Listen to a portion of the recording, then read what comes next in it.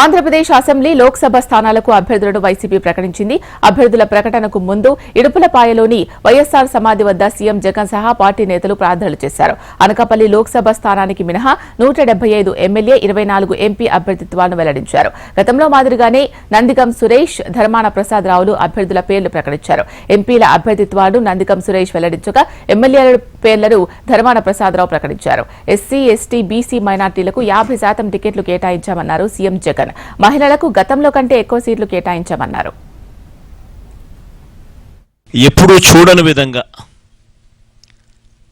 సామాజిక న్యాయము అన్నది మాటల్లోనే కాదు, చేతల్లో కూడా చేసి చూపించాము అని చెప్పి చూపించగలిగాము దేవుడి దయతో అని కూడా చెప్పడానికి సంతోషపడతా ఉన్నా. ఎందుకంటే ఏకంగా అసెంబ్లీలో చట్టమే చేశాం. 50% పదవులు ఖచ్చితంగా నా నా నా నా అని సంబోధిస్తూ ఎస్సీలకు, ఎస్టీలకు, బీసీలకు, మైనారిటీలకు ఖచ్చితంగా 50% అమలు అయ్యేలా ఏకంగా చట్టం చేసిన ప్రభుత్వం మనది. ఇది నామినేషన్ పదవుల్లోనూ, నామినేషన్పై ఇచ్చే కాంట్రాక్టుల్లోనూ చట్టం చేసి అమలు చేస్తూ ఉన్న విషయం. ఈ చట్టం కూడా మనమే అమలు చేశాం.